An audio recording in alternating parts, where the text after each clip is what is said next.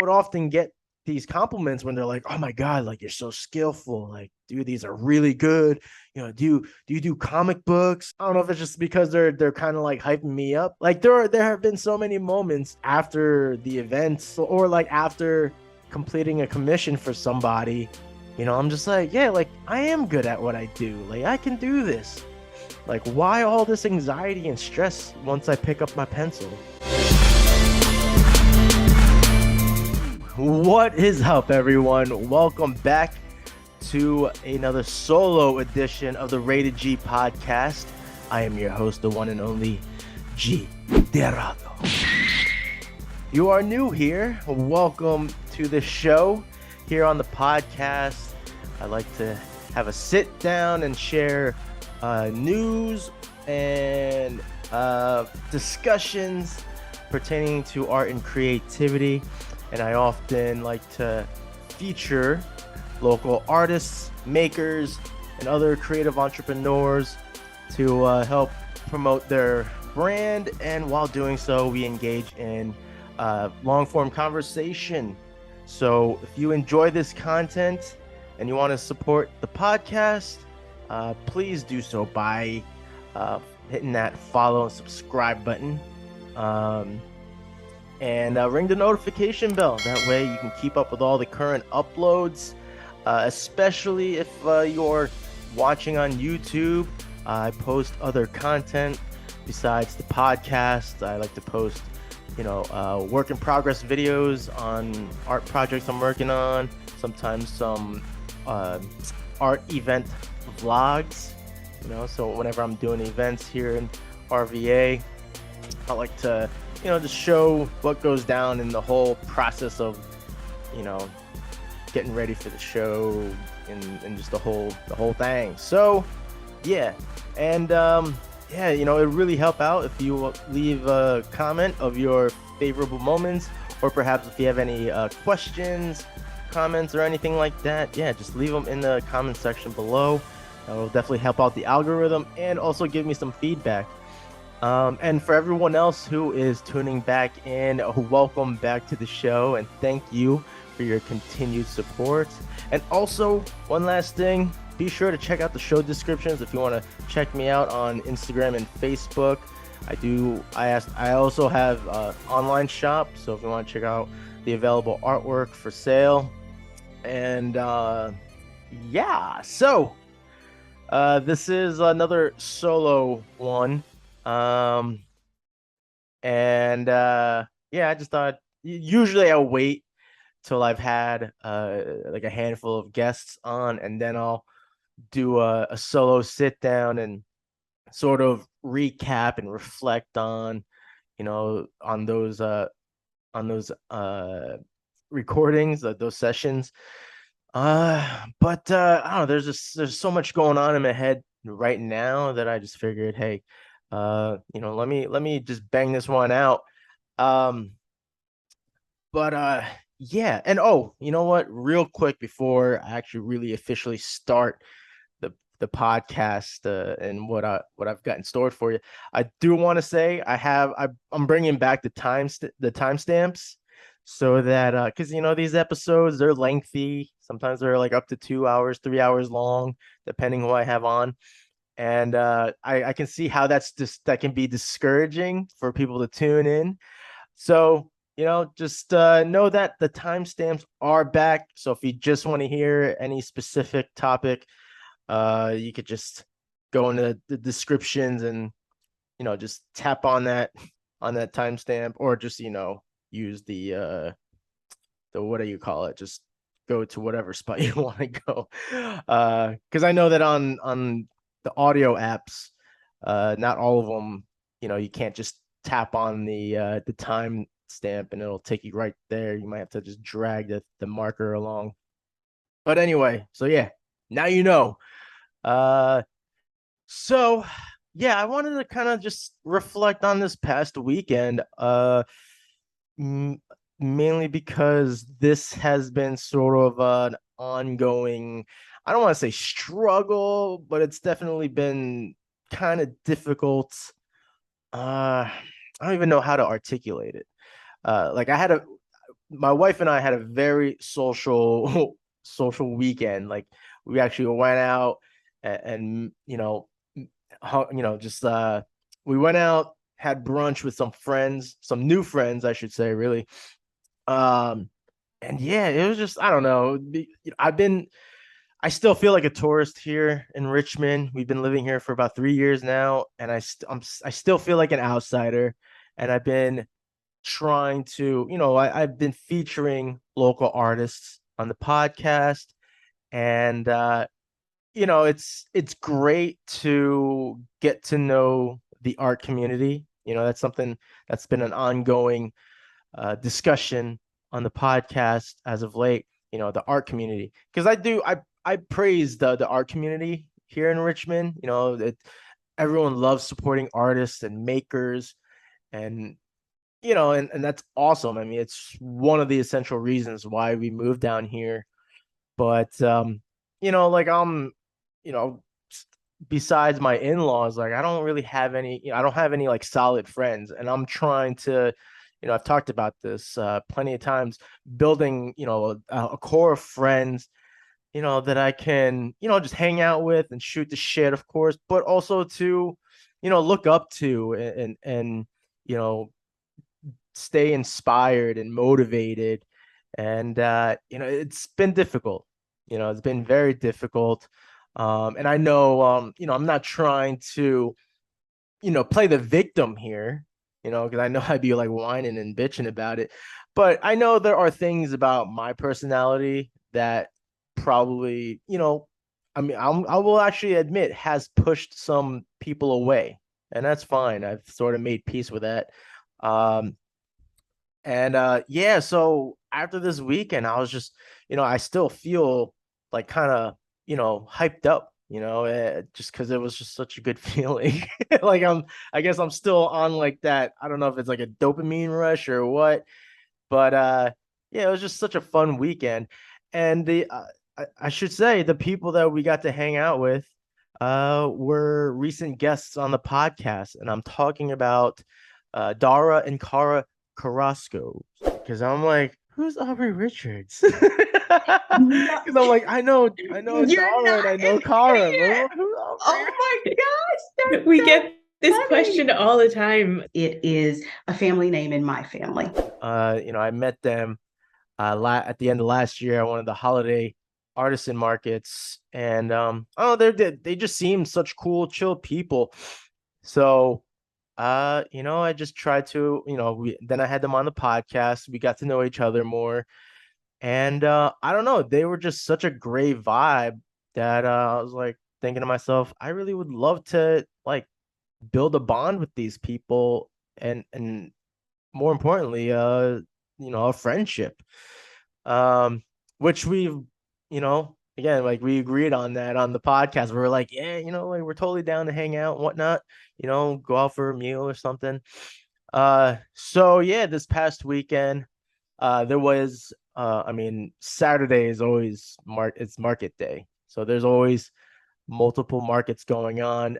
They were doing one called the Kismet Market. And yeah, I thought, I just to show support. I love when any of my I mean, I'll just call them friends, but any of my friends who are artists and makers, whenever they're doing events, I'll swing by, say what's up, you know, and just to show some support. And yeah, we I took Nicole with me because, that when on the podcast we were talking about our partners. So, I was like, yeah, you got to meet her. She's sweet. She's definitely like not like me. Because I understand, like I'm such a I'm like I don't even know how to like word it, but I'm such a personality that I guess people, and this has happened, people sort of assume that Nicole is like the same type of vibe as I am, but she's not. All right. If anyone who frequently tunes into the podcast and perhaps caught an episode with her on it, like she's the opposite of me. She's much calmer, a lot more introverted. Um, but she's just such a sweetheart. So I mean, I think that's why we work out, because I'm a piece of shit. No, no, but yeah. So we swung by the market, met up with Dara. Her daughter wasn't working with her that day. It was actually her son, who I've seen before, but never got to officially meet him. So I got to meet him, uh, Dara and her son Cam. His name is Cam, and Kara. She was there for a little bit. They got to meet Nicole, and I'll say this immediately. Dara, well, I don't want to make any major assumptions, but it seemed pretty clear that Dara and Nicole got along very well. To the point where, when we're all socializing with each other, we kind of like broke into partners. Like Dara and Nicole, they went to a table and they, just to talk and get to know each other. And then I got to know Cam, and he and I immediately clicked as well. And it was just crazy. It was awesome. Like it almost felt like I was talking to like a 10-year younger version of me. Except that he's currently going to school for film. And but I mean, there's a lot of things that we're both into. And yeah, I mean, I'm looking forward to getting to know him and, hang with him in the future. I even proposed this idea to collaborate with him, knowing that he's a film major, because a couple episodes ago, like the last solo episode I did, I believe, yeah, I think it was that one. I believe I expressed how, earlier I mentioned, I post vlogs of the artisan markets that I do, especially when it's like a first time, just to share the experience, as a, of like the experience of a vendor. Um, so one of the things that that content is lacking, honestly, is the candid moments where Nicole and I, because Nicole helps me at these events, uh, capturing footage of candid moments where we're interacting with the attendees. Um, and I tried doing like it was so hacky, but there was one market I did, and it's on YouTube. You can check it out. But there's one where I tried to record the the conversations and the exchanges I had with people that were passing by and checking out my work. And it was just like, because I didn't want to have the camera like in their face. I didn't want to have it visible where you can tell like, oh, I'm being recorded right now. And obviously I could always ask for consent, but it just felt, I don't know, it didn't seem right at the time. So I had my phone propped up on my table, and it was like in selfie mode. So it was just capturing me talking to whoever. Like, for all I could just be talking to nobody and just acting. But you can hear like faint voices in the background. So like I ain't that crazy. But yeah, I wanted to capture something besides, like, because I mean, I don't want to give too much away. I would love for you guys to check it out whenever you get the chance. But I like to show, like, you know the trip to the venue, to the event, and then show the table setup and the arrangement.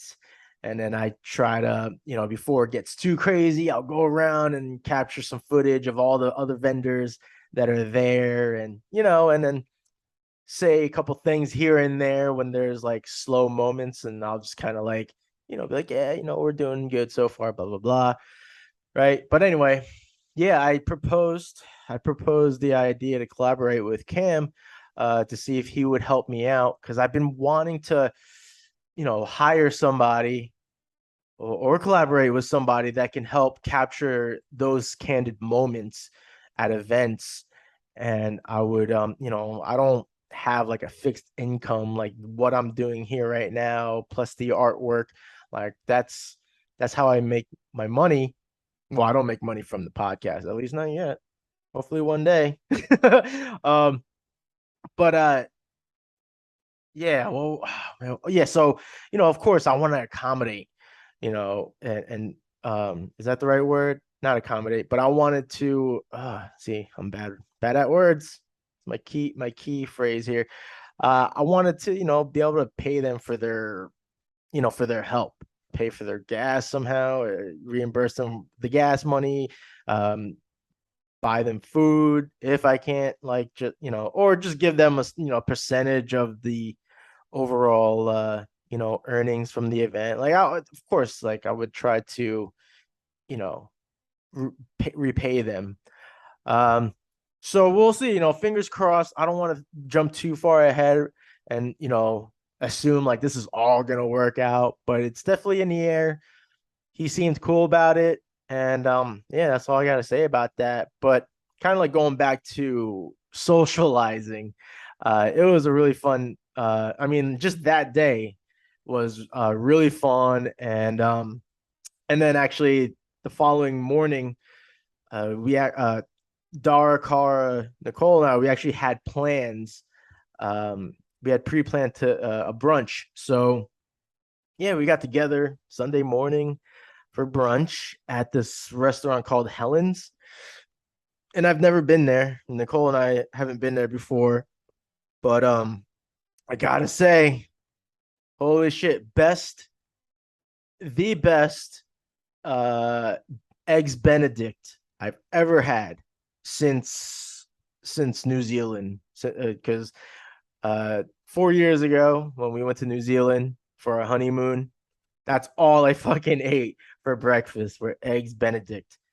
And then if not that, I would order a burger or steak. But yeah, this place, eh, I will say this, right? Because lately, you can see some of the paintings behind me. I've been doing food portrait paintings, and I'm saying it right now. You can expect a painting of what is they called Virginia's Benedict. I will be painting that. It will be a new addition to the food gallery painting series, and that's all I'm gonna say about that. But yeah, it was so good. It was so good. And you know what? What made it so good? What made it that good is that they, instead of bacon, they had the shit on top of the poached eggs. They were laid on top of pork belly. What a major difference. And I don't actually talk about it a lot, but I fucking love pork belly. It's so good. Uh, I just say ate it a lot when I was a kid. Like my mom would always make pork belly and we eat that shit with rice. Like I literally would just eat pork belly and rice. So good. Like god damn. Um, but yeah, that was like I don't want to say a game changer, but it kind of was for me. Like, I've again, like the last time I had eggs Benedict was in New Zealand 4 years ago, and every time it was served with bacon. So yeah, that eating at Helen's, I was like, oh shit, like I didn't think, I don't know, I didn't think people did that. I didn't think they made eggs Benedict with pork belly, but I'm glad they did because it was delicious. Um, but yeah, that brunch was just so fun. I don't know. Again, like I've been lacking such a social, yeah, social life really. That just it was just so refreshing. And yeah, we definitely plan on just like getting together more often socially. Because I'm sure Dara, I'm sure we will be doing the same. We'll come across, you know, each other at other events and whatnot. But yeah, it was just so fun. And there's a couple artists I've been talking to on social media you know, that I've been just trying to actively, try to plan dates where we can like hang out and whatever. And it hasn't been working out. So, it's been discouraging, but I will say this past weekend really kind of like, you know, it relit that spark in me to, I don't know, just stay positive and a couple of weeks ago I made this like announcement on social media that I was going to delete Instagram and Facebook off my phone and just solely operate on my iPad to help reduce the distractions, because anytime I go on my apps to, market stuff and do all the things, it's so easy to get distracted, right? And so yeah, that's why I took them off my phone. And for a bit, it was not like, I will say it was peaceful in my head, not not worrying about like, oh, did I get any likes or comments or whatever. It was nice. I got that little peace of mind for a moment. When I didn't, if I when I wasn't, not going scrolling through my phone aimlessly. But because these apps, Instagram and Facebook, they are the features in them are inconsistent on the iPad, meaning like, you know, there's so much you can do on the phone apps that you can't do on the iPad version. And if you want to like get things done quickly, it's like it can really be, difficult. Like for example, let's see, like Instagram. I was on my iPad and I wanted to, like just post a short video story, just some updates and stuff. And I couldn't. All you could do in the stories on Instagram is just post pictures or, create text, stuff like that. Like it couldn't do any recording. It's like, all right, that sucks. Trying to think what else. Um, I think that was like the only main issue I had with that. But with Facebook, I realized, because I got those two apps connected. So whatever I post on Instagram goes right to Facebook, right? I'm sure you guys know. Um, so I realized that, well, aside from, because like with the reels, I believe you have to, no matter what, whether you're on your iPad or your iPhone, you have to, post them. They're not connected. So if I post a reel on Instagram, I gotta go on Facebook and, repost, like re-upload, I should say. Um, so yeah, there's that. But like Instagram reels, you can exceed like 30 seconds, you can exceed a minute, I believe, right? But on Facebook, on the iPad, you can only do 30 seconds. So, I was, going back and forth, reposting my reels on the iPad, right? I'm working on my iPad and I'm, re-uploading my reels on Facebook. And some of these reels are, about 40 seconds, 50 seconds, like a minute max. But because Facebook iPad, that they only allow the 30 seconds. So I was like posting a bunch of these, clips from previous episodes of the podcast, and I'm rewatching them on, while I'm on my iPad and just seeing how things are coming out. And I'm like, shit, like this shit's getting clipped. Like it's not the full thing. Like what's going on? I'm like, fuck. It's because it's only allowing 30 seconds still, as opposed to, exceeding that on the iPhone app. So I'm like, what is with that? Like, why are there like these inconsistencies? And I could research it, I guess. But I'm just gonna make the assumption until if hey, if you are tuning in and you actually know the reason why that is, please leave a comment. I would love to know. But I do believe, I'm starting to believe that it is a strategy just to keep people in their phones at all times. Like everything you do social media wise is done on your phone in the palm of your hand instead of on other devices such as the iPad and the desktop. Because the desktop is weird too, man. Like, I don't know.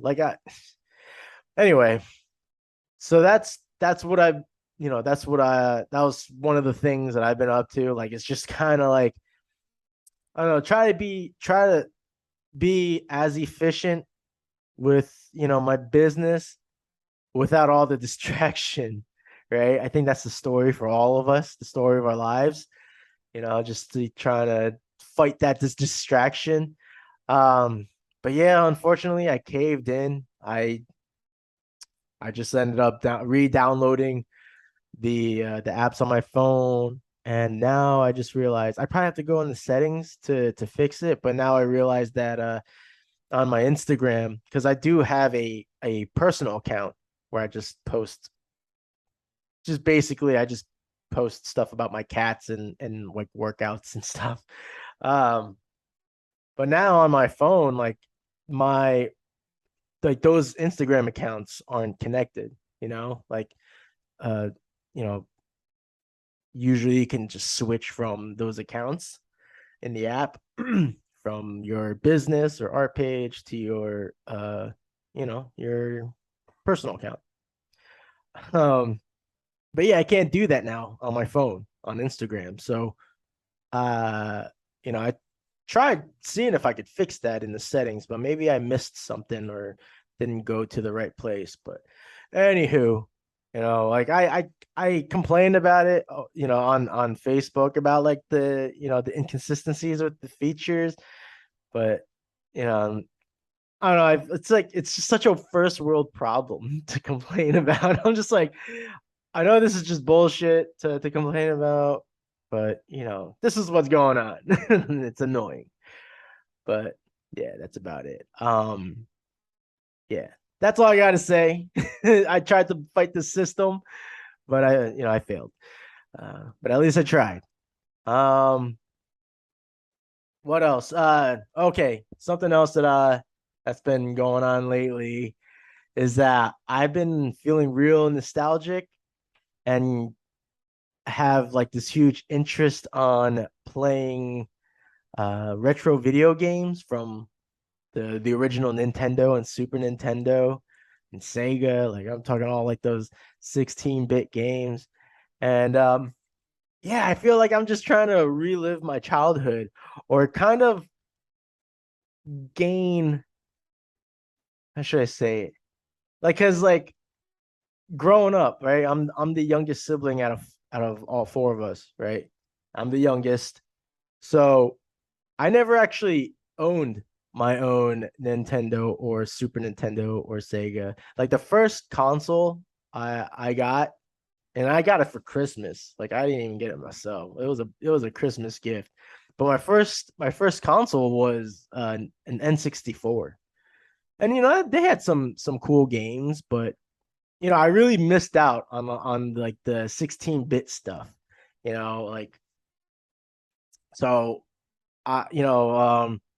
lately. Actually, oof, like probably what was it last year? I think I went on this deep dive about the Ninja Turtles because they were releasing Shredder's Revenge, and then later on they were releasing the Cowabunga collection, which included all was it 13 games from each like from all the systems.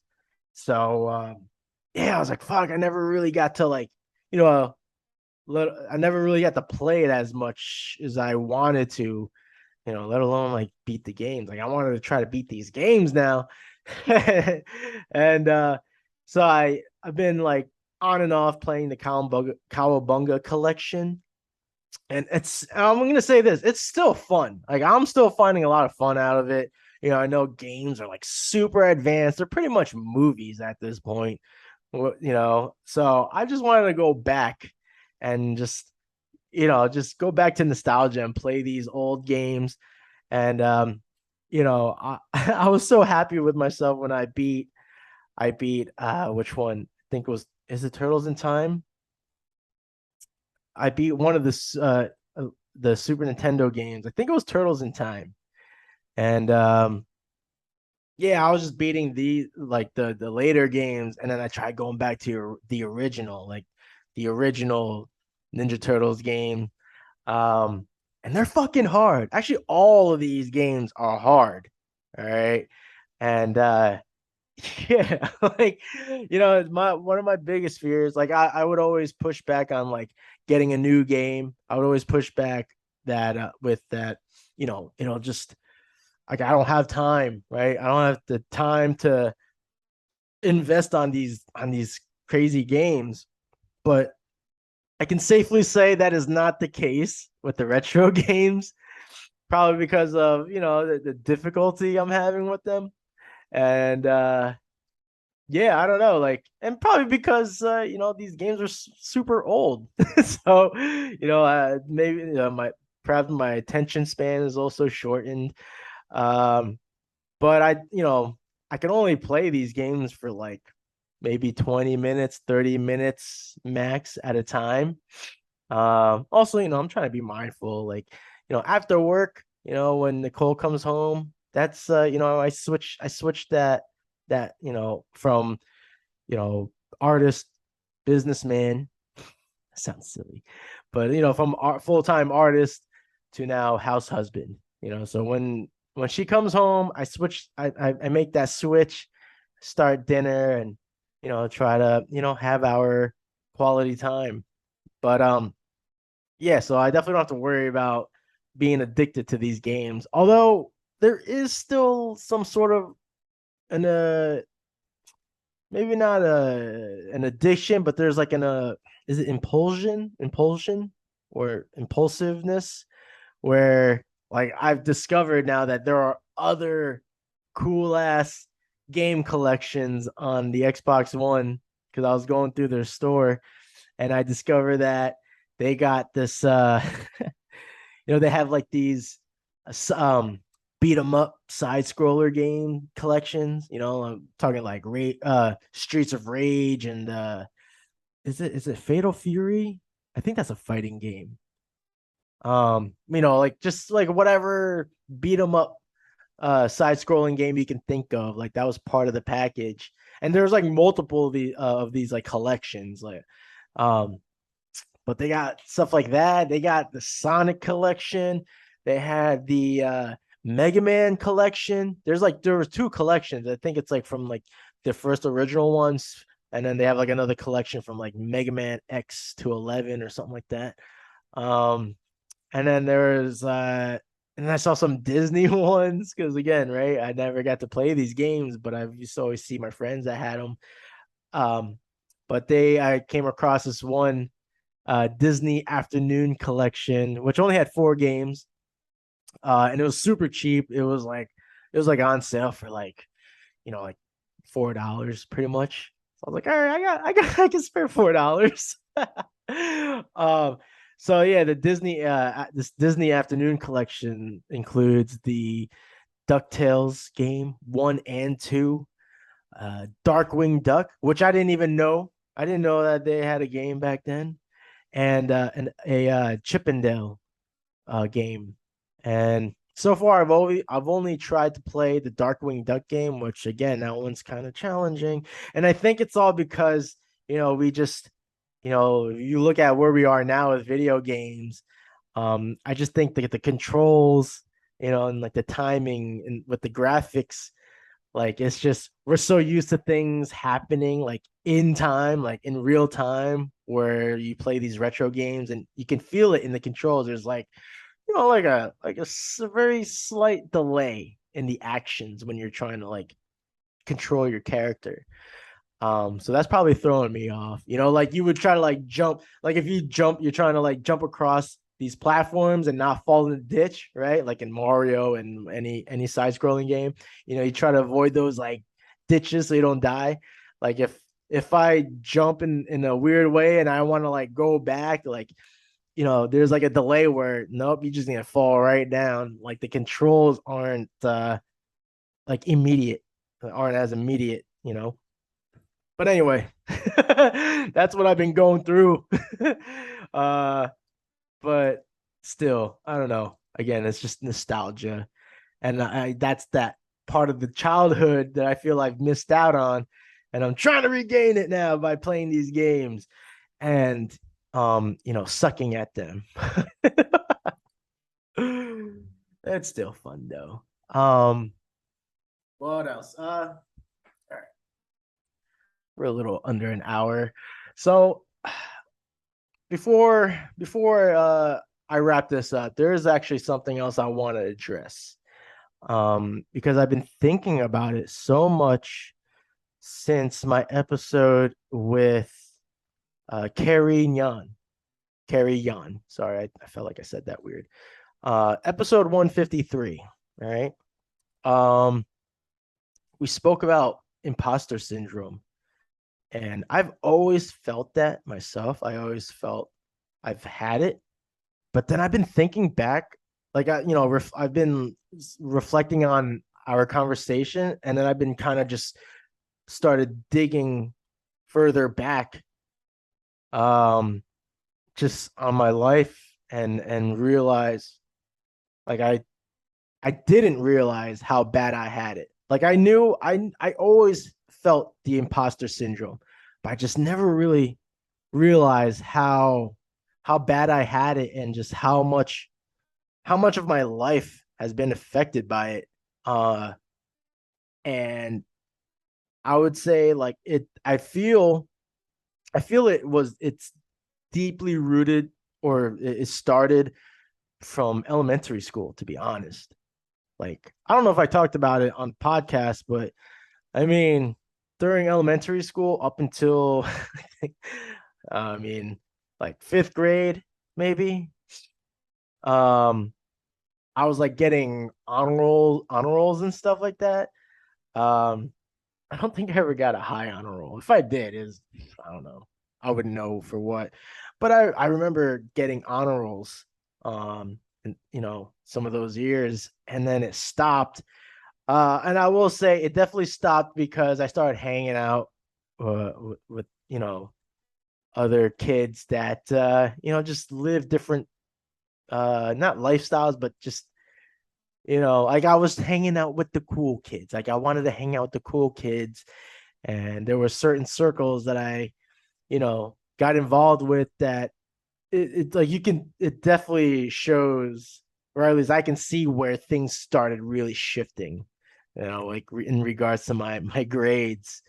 And I want to say it was somewhere around fifth or sixth grade, maybe. um so I feel like that kind of always that planted the seed. And then I do firmly believe, like, the actual imposter syndrome really, really started happening, or started really coming to fruition after college.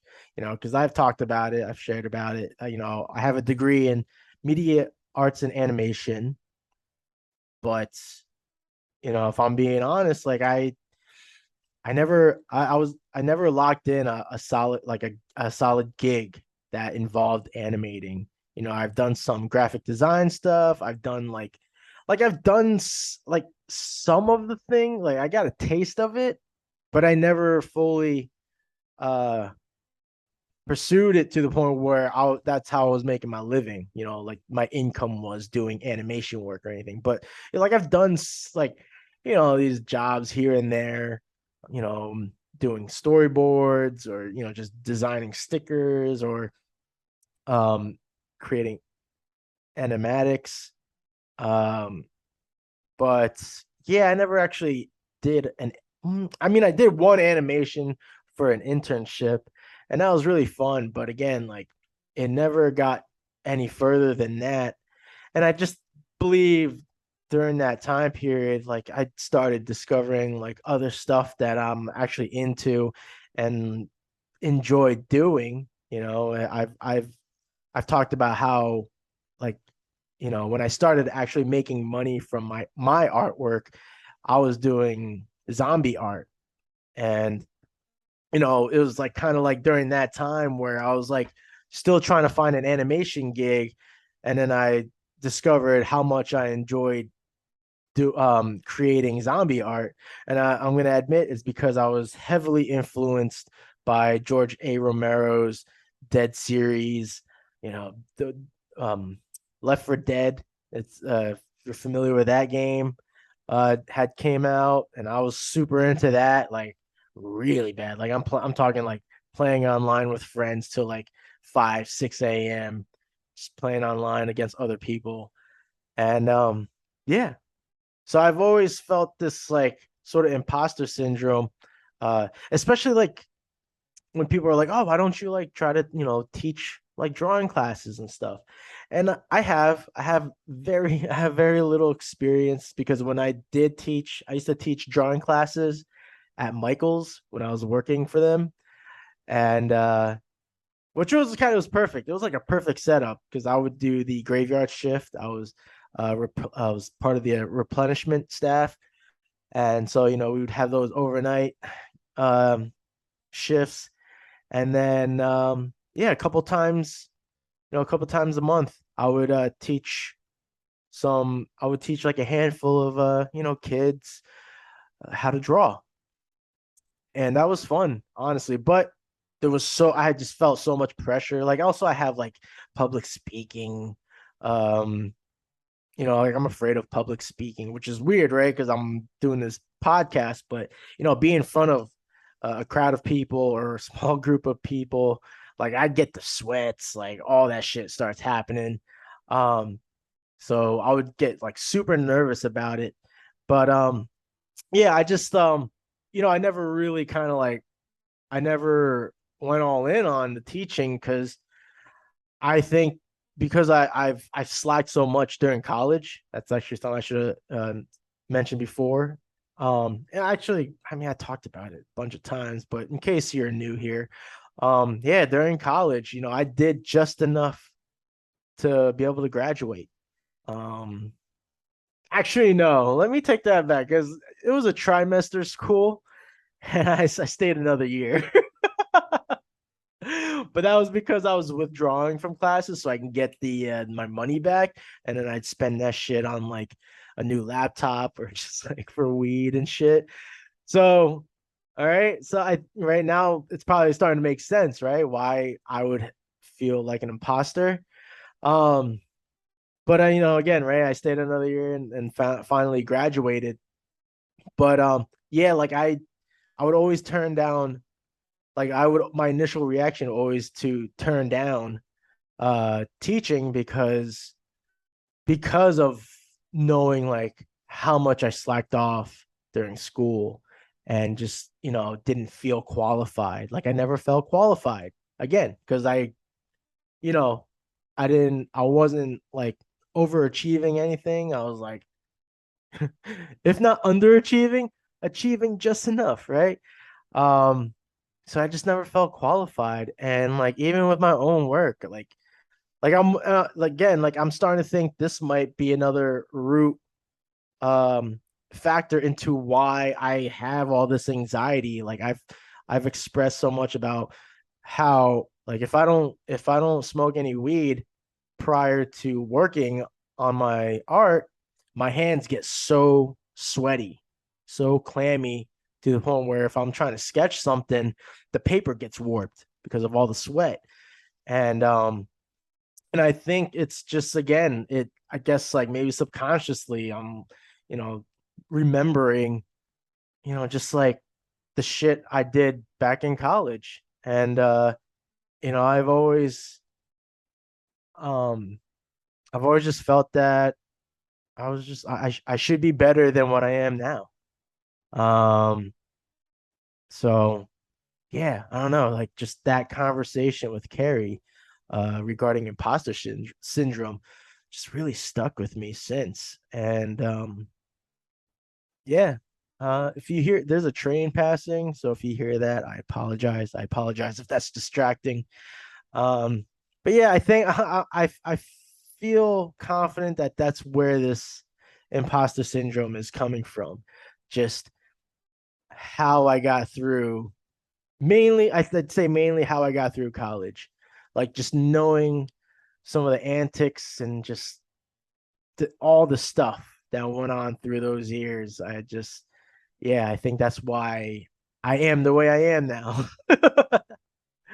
Because like I've always like, like we would do these markets, and the people that would attend and check out my work, Like I'm not trying to like toot my horn here, but like I would often get these compliments when they're like, "Oh my God, like you're so skillful. Like, dude, these are really good.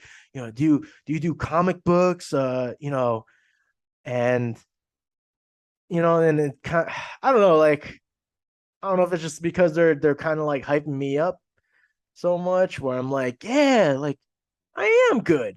Like there have been so many moments, after the events or like after completing a commission for somebody, I'm just like, yeah, like I am good at what I do. Like I can do this. Like why all this anxiety and stress, you know, behind like once I pick up my pencil. And yeah, I think it's just I think it's all coming from my experience with school. Like so yeah, I don't know. Like this is definitely something to be discussed with a therapist. Uh, but I don't know. I do believe in talk therapy, which is why I love podcasting. And I know I say I'm bad at words, and there's definitely truth to it. Um, I've always said I'm a work in progress. There are times I feel I'm doing well enough to articulate my thoughts. But yeah, I'm not quite sure where I was going with that. But yeah, I don't know. I just wanted to share that with you guys. And yeah, please, if you have any thoughts or comments on that, on my kind of like on my theory about the root of my imposter syndrome, please, I would love for you to leave a comment and and you know, type in your 2 cents and let me know what you think because I am in my head a lot, so much. Um, so yeah. All right, we're about a hour in. Okay. All right. So I felt like I started bringing things down, like the vibe. So to try to pick things up and end this thing on a more positive and inspirational note, I do have a quote here. I often like to share quotes, or just like anything inspirational for the audience. Um, it's usually regarding being an artist and a creative, but yeah. So I have a quote here. I for I should have I should have went deeper into the article, but this quote was referring to William Shakespeare, and the quote it goes by. This is what the quote is. I'm sorry, I'm stalling here. A jack of all trades is a master of none, but oftentimes better than a master of one. Let that sink in. The reason why, actually, I probably should have started off with this, but the reason why I chose to share this quote today is because another ongoing discussion on the Rated G podcast is artists and creatives um, sort of realizing that you can do more than just the one thing. Like if you're an artist that works in multiple mediums, if you are a multifaceted artist or maker, creator, however you want to label it, that's okay. You don't have to have a niche. Like you don't have to stick to like one lane. If you are not only capable of creating beautiful work in different mediums, but also love doing that, like love doing all the other things, fucking do it, man. Like just keep doing it, right? I hate to be, corny and cliche and be like, yeah, do you, boo, do you. But like for real, if you love doing multiple things, do them. Keep pursuing them, you know, and surely, like carry on, you will find a way to bring them all together, right? And that's what I wanted to say, because I've complimented some guests, when I learned that they like to do all these things. um I would say, yeah, you're a jack of all trades. Like, I like to consider myself a jack of all trades, but they would often reply back with, more of a master of none. I'm like, why you gotta say that? Because like now I'm like feeling down on myself as well. Like, I always would kind of hype myself up and be like, yeah, I love to pursue these different things. Like, I love to, play music and draw and, record, make videos and all that. And then, when I talk to somebody who is is like that, and they're like, yeah, I'm more a master of none. I'm like, come on, don't do that. So I wanted to provide the full quote, because I don't know if, the people that I'm kind of referring to, I don't know if they know that that was the full quote. All right. So I'll repeat it one more time. A jack of all trades as a master of none, but oftentimes better than a master of one. All right. So I hope that quote resonates with you. I hope it inspires you. I hope it motivates you. Hope it encourages you to keep doing the thing you love to do. And yeah. So as I always like to end this podcast, or all my podcasts, thank you. First and foremost, thank you for tuning in. And if you haven't already, please follow, subscribe, ring the notification bell. All right. If you haven't already and would like to continue to, support the podcast, again, my YouTube channel has other content besides the pod. And you can find my social media links in the description. All right. I'm at Art of G Terado. And that is all, folks. Stay safe, stay healthy, and stay driven. And I will catch you all on the next one. Peace out, guys.